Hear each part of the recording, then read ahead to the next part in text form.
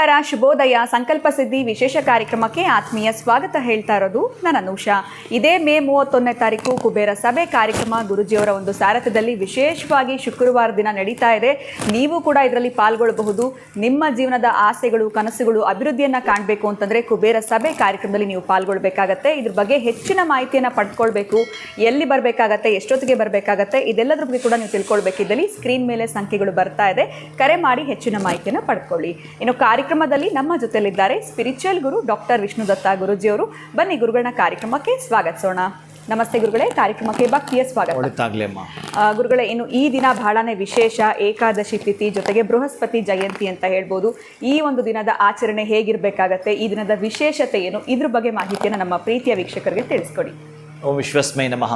ಪ್ರೀತಿಯ ಬಂಧುಗಳೇ, ಮುಖ್ಯವಾಗಿ ಏಕಾದಶಿ ಆಚರಣೆ ಮಾಡೋದು ಗೊತ್ತಿರುತ್ತೆ. ಏಕಾದಶಿ ಅಂದ್ರೇ 11 ಲಾಭಗಳು ಕಟ್ಟಿಟ್ಟ ಬುತ್ತಿ. ಖರ್ಚು ಇಲ್ಲದೆ, ದುಡ್ಡು ನೀವು ಖರ್ಚು ಮಾಡದ ಹಾಗೆ, ಹಣ ವ್ಯರ್ಥವಾಗದ ಹಾಗೆ, ಯಾರಿಗೂ ತೊಂದರೆ ಕೊಡದ ಹಾಗೆ, ಇನ್ನೊಬ್ಬರನ್ನ ಹೂ ತಗೊಂಡು ಬಾ ಅಂತ ಪೀಡಿಸೋದಾಗಲಿ, ಇನ್ನೊಬ್ಬರಿಗೆ ನೈವೇದ್ಯ ಮಾಡಿಕೊಡು ಅಂತ ಪಡ್ಕೊಳ್ಳೋದಾಗಲಿ, ಮಕ್ಕಳನ್ನ ಎಳೆದಾಡೋದಾಗಲಿ, ಇಲ್ಲಿ ಕೂತ್ಕೋ ಪೂಜೆಗೆ ಅಂತ ಹೇಳೋದು ಎಂತ ಇಲ್ಲ. ಆದರೆ ನೀವು ಕೋಟಿಗಳು ಕೊಟ್ಟು ಯಜ್ಞ ಮಾಡಿದಷ್ಟು ಫಲವನ್ನು ಈ ಏಕಾದಶಿಯಲ್ಲಿ ಪಡ್ಕೋಬೋದು ಅಂತ ಶಾಸ್ತ್ರ ಸಮ್ಮತವಾಗಿ ಸಾರಿರ್ತಾರೆ. ಹಾಗಂತೇಳಿ ಇಲ್ಲಿ ಕೆಲವೊಬ್ಬರು ಯಜ್ಞಕ್ಕೆ ಕುಳಿತುಕೊಳ್ಬೇಕಾದ್ರೆ, ಒಂದು ವ್ರತವನ್ನು ಮಾಡಬೇಕಾದ್ರೆ ಕಂಡೀಷನ್ಸ್ ಇದೆ, ಹೀಗೆ ಮಾಡಬೇಕು ಅಂತ ಇದ್ದಾವೆ, ಷರತ್ತುಗಳು ವಿಧಿಸಿದ್ದಾರೆ. ಏಕಾದಶಿಗೆ ಎಂಥದ್ದೂ ಇಲ್ಲ. ನೀನು ಏನು ಪಡೆದುಕೊಳ್ಳಬೇಕು ಅಂತ ಹೇಳ್ತೀಯೋ ಅದು ದಾರಿ ಮಾತ್ರವಲ್ಲ, ರಾಷ್ಟ್ರೀಯ ರಹದಾರಿ ಅದು. ಹಾಗೆ ನಿನ್ನ ಮತ್ತು ಭಗವಂತನ ಮತ್ತೊಂದು ಸಂಪರ್ಕ ಸಾಧನವಾಗಬೇಕಾದ್ರೆ ಅದಕ್ಕೆ ಭಗವಂತ ನಮಗೆಲ್ಲವನ್ನು ಕೊಟ್ಟಿದ್ದಾನೆ. ಎಲ್ಲವೂ ಕೂಡ ನಮ್ಮ ಒಳಗಡೆ ಆತ ಇನ್ಸ್ಟಾಲ್ ಮಾಡಿಬಿಟ್ಟಿದ್ದಾನೆ. ಆದರೆ ಅದನ್ನು ಉಪಯೋಗ ಮಾಡಿಕೊಳ್ಳೋದು ನಮ್ಗೆ ಗೊತ್ತಾಗ್ತಾ ಇಲ್ಲ. ಅಂತಹ ಏಕಾದಶಿ ಎಂದು ನಾವು ಏನಾದರೂ ಪರಮ ಪವಿತ್ರವಾಗಿರ್ತಕ್ಕಂಥ ಪರಮಾತ್ಮನಿಗೆ ಒಂದೇ ಒಂದು ತುಳಸಿ ಬಿಂದು ಗಂಗೋದಕ ಇಂದಿರಾರಮಣನಿಗೆ ಅರ್ಪಿತ ಅಂತಂದರೆ ಬಹಳ ಬಹಳ ಬಹಳ ತೃಪ್ತನಾಗಿಬಿಡುತ್ತಾನೆ ಅವ. ಸಂತೃಪ್ತನಾಗಿ ನಮ್ಮನ್ನು ಇಡಬಲ್ಲ ಅವ.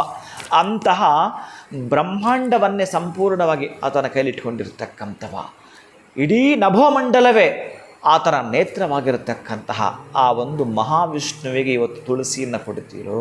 ಶ್ರೀನಿವಾಸನ ದೇವಸ್ಥಾನಕ್ಕೆ ಅನೇಕ ಜನ್ಮಗಳಲ್ಲಿ ಮಾಡಿರ್ತಕ್ಕಂಥ ಪಾಪದ ರಾಶಿ ಶೀಘ್ರವಾಗಿ ಸುಟ್ಟುವುದಂತೆಯೇ ಸರಿ. ನೀವು ಮಾಡಿರ್ತಕ್ಕ ಅಷ್ಟು ಪಾಪಗಳು ಈ ಏಕಾದಶಿಯ ವ್ರತವನ್ನು ಆಚರಣೆ ಮಾಡ್ತೀನಿ ಅಂತಂದರೆ 15 ದಿನಗಳೊಮ್ಮೆ ಬರ್ತಕ್ಕಂಥ ಈ ಒಂದು ಏಕಾದಶಿಯನ್ನು ಆಚರಣೆ ಮಾಡ್ತಕ್ಕಂತಹದ್ದು ಗುಡ್ ಹೆಲ್ತ್ ಆ್ಯಂಡ್ ವೆಲ್ತ್ ಎರಡೂ ಪಡ್ಕೊಳ್ತೀರಿ. 1 ವರ್ಷ ಕಾಲ ನಾನು ಸ್ಟ್ರಿಕ್ಟ್ ಇದ್ದು ಇದನ್ನು ಮಾಡ್ತೀನಿ ಅಂತಂದರೆ ಎಷ್ಟು ವರ್ಷಗಳು ನೀವು ತಿಂದಾಕಿದ್ದೀರೋ, ಎಷ್ಟು ವರ್ಷಗಳು ನೀವು ವೇಸ್ಟ್ ಮಾಡಿದ್ದೀರೋ ನನಗೆ ಗೊತ್ತಿಲ್ಲ. ತುಂಬ ಅನಾಯಾಸವಾಗಿ ಕಾಲಾಹಾರನ ಮಾಡಿ ಕಳೆದು ಬಿಟ್ಟಿದ್ದೀರೋ ಗೊತ್ತಿಲ್ಲ, ಏನೇನು ಕಳ್ಕೊಂಡಿದ್ದೀರೋ ಗೊತ್ತಿಲ್ಲ.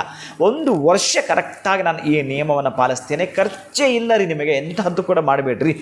15 ದಿನಕ್ಕೊಮ್ಮೆ ಬರ್ತಕ್ಕಂಥ ಶುಕ್ಲ ಪಕ್ಷದ ಏಕಾದಶಿಯು, ಕೃಷ್ಣ ಪಕ್ಷದ ಏಕಾದಶಿಯನ್ನು ಕೂಡ ಬರೀ ಭಗವಂತನ ನಾಮಸ್ಮರಣೆ ಮಾಡ್ತಾ ಒಂದು ಬೆಟ್ಟದ ತಪ್ಪಲಲ್ಲಿ ಕುಳಿತುಕೋ, ಅಥವಾ ಒಂದು ಮರದ ಕೆಳಗಡೆ ಕುಳಿತುಕೋ, ಅಥವಾ ನಿನ್ನ ದೇವರ ಮನೆಯಲ್ಲಿ ಕುಳಿತುಕೋ, ಅಥವಾ ಒಂದು ರೂಮಲ್ಲಿ ನಿನ್ನ ಕೋಣೆಯಲ್ಲಿ ಒಂದು ಮ್ಯಾಟ್ ಹಾಕ್ಕೊಂಡು, ಒಂದು ಪೀಠ ಹಾಕ್ಕೊಂಡು, ಒಂದು ಮಣೆ ಹಾಕ್ಕೊಂಡು ಕುಳಿತುಕೊಂಡ್ಬಿಟ್ಟು ನೀನು ಕರೆಕ್ಟಾಗಿ ಈ ವಿಶ್ವಕ್ಕೆ ಕೊಟ್ಟಿರ್ತಕ್ಕಂತಹ ರಾಮಾನುಜಾಚಾರ್ಯರ ಒಂದು ಕೊಡುಗೆಯ ಒಂದು ಅಪಾರ ಮಹಿಮಾನ್ವಿತವಾಗಿರ್ತಕ್ಕಂತಹ ಎಲ್ಲರೂ ಕೂಡ ಉದ್ಧಾರ ಆಗಬೇಕು. ಆ ಮಂತ್ರವನ್ನು ಏನಾದರೂ ಕೂಡ ನೀನು ಹೇಳಿದ್ದೆ ಆದರೆ ನರಕಕ್ಕೆ ಹೋಗ್ತೀಯ. ಈ ಮಂತ್ರ ನೀನು ಹೇಳಿದರೆ ನರಕಕ್ಕೆ ಹೊರಟೋಗ್ತೀಯ ಗೊತ್ತುಂಟಾ ಅಂತ ಅವರು ಗುರುಗಳು ಹೇಳ್ತಾರೆ.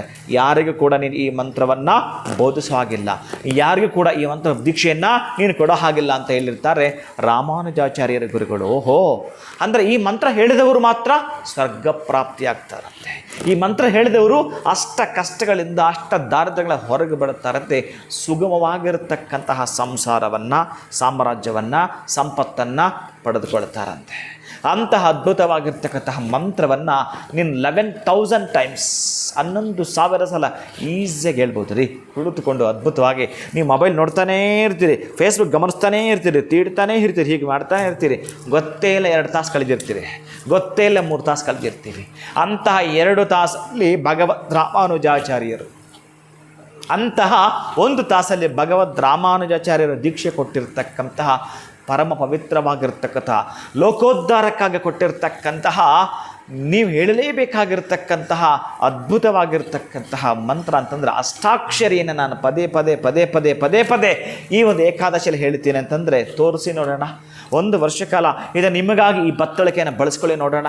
ಎಂತಹದ್ದೇ ಆಗಿರಲಿ, ನಿಮ್ಮ ಸವಾಲು ಅದು ಯಾವುದಾದ್ರೂ ಆಗಿರಲಿ, ಎಲ್ಲಿ ತನಕ ಆದರೂ ಆಗಿರಲಿ, ಅಲ್ಲಿಂದ ಹೊರಗೆ ಬರಲಿಕ್ಕೆ ಬಹುಶಃ ಒಂದು ಅಜ್ಞಾತವಾಸ ನಾನು ಇದ್ದೀನಿ ಅಂದ್ಕೊಂಡು ಬರೀ ನಾನು ಕೇಳ್ತಾ ಇರೋದು ನಿಮಗೆ 1 ದಿನ ಮಾತ್ರ, 30 ದಿನ ನಾನು ಕೇಳ್ತಿಲ್ಲ.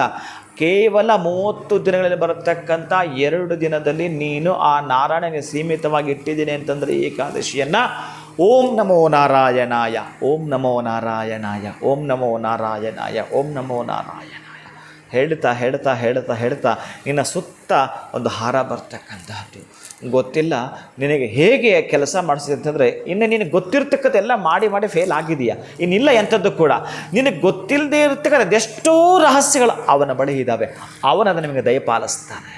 ನಿನಗೆ ಗೊತ್ತಿರದಾದ್ರೆ ಏನು ಮಹಾ ಅದು, ನಿನಗೆ ಗೊತ್ತಿಲ್ಲದೆ ಇರ್ತಕ್ಕಂಥದ್ದು ಕೊಡಬೇಕಲ್ಲ, ಅದು ಬಹಳ ವಿಶೇಷ, ಅದು ಅದ್ವಿತೀಯ. ನೀನೊಂದು ಸರ್ಪ್ರೈಸ್ ಆಗಬೇಕು ಅಂತಂದರೆ ಅವನು ಕೊಡ್ತಕ್ಕಂತಹದ್ದು.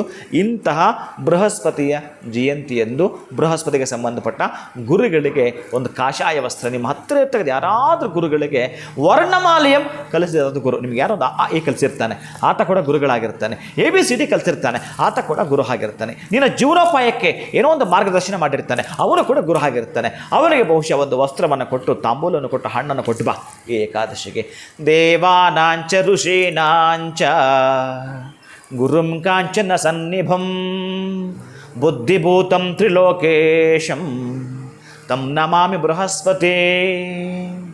ಈ ಒಂದು ಬೃಹಸ್ಪತಿ ಮಂತ್ರವನ್ನು ಸೊಗಸಾಗಿ ಸಾಂಗೋಪಾಂಗವಾಗಿ ನೀನೇ ಮರೆತು ಹೋಗಬೇಕು. ಹಾಗೆ ಹೇಳ್ತಾ ಹೇಳ್ತಾ ಹೇಳ್ತಾ ಬಂದರೆ ಆ ಮಹಾನುಭಾವ ಎಲ್ಲವನ್ನು ಮರೆತು ನಿನ್ನ ಕಡೆನೇ ಧಾವಿಸ್ತಾನಂತೆ.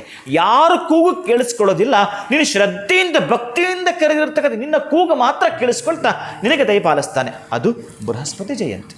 ಖಂಡಿತ ಗುರುಗಳೇ, ಇನ್ನು ಏಕಾದಶಿಯ ವಿಶೇಷತೆ ತಿಳಿಸ್ಕೊಟ್ರಿ. ತಿಂಗಳಲ್ಲಿ 2 ದಿನ ಬರುತ್ತೆ, ಜೊತೆಗೆ ಶ್ರೀನಿವಾಸನಿಗೆ ತುಳಸಿ ಹಾರ ಕೊಡುವಂಥದ್ದು, ಇನ್ನು ಯಾವ ಒಂದು ಬೀಜ ಮಂತ್ರವನ್ನು ನಾವು ಈ ದಿನ ಜಪ ಮಾಡಬೇಕಾಗತ್ತೆ, ತುಂಬ ಸರಳವಾಗಿರುವಂಥ ಪರಿಹಾರ ಕೊಡ್ತೀರಾ. ಅದಕ್ಕೆ ಬಹುಶಃ ಪ್ರತಿಯೊಬ್ಬರಿಗೂ ಕೂಡ ಇಷ್ಟ ಆಗುತ್ತೆ ನೀವು ಹೇಳುವಂಥ ಪರಿಹಾರಗಳು. ಇನ್ನು ವೀಕ್ಷಕರ ಪರವಾಗಿ ಕೂಡ ತಮಗೆ ತುಂಬ ಹೃದಯದ ಧನ್ಯವಾದಗಳು. ನಮಸ್ಕಾರ. ಹರೇ ಶ್ರೀನಿವಾಸ. ಇನ್ನು ತಿಂಗಳಿನಲ್ಲಿ ಬರುವಂಥ 2 ಏಕಾದಶಿಗಳು, ಕೃಷ್ಣ ಪಕ್ಷ, ಶುಕ್ಲ ಪಕ್ಷದ ಏಕಾದಶಿಯ ಕುರಿತಾಗಿ ನಮಗೆ ಗುರುಗಳು ತಿಳಿಸ್ಕೊಟ್ಟಿದ್ದಾರೆ. ಬೃಹಸ್ಪತಿ ಜಯಂತಿಯ ವಿಶೇಷ ಏನು ಅನ್ನೋದನ್ನ ಕೂಡ ತಿಳಿಸಿದ್ದಾರೆ. ಇವತ್ತಿನ ವಿಡಿಯೋ ತಮ್ಮೆಲ್ಲರಿಗೂ ಇಷ್ಟ ಆಗಿದೆ ಅಂತ ಭಾವಿಸ್ತಾ ಮತ್ತೊಂದು ಹೊಸ ವಿಚಾರದೊಂದಿಗೆ ಮುಂದಿನ ವಿಡಿಯೋನಲ್ಲಿ ಭೇಟಿ ಮಾಡ್ತೀನಿ. ನಮಸ್ಕಾರ.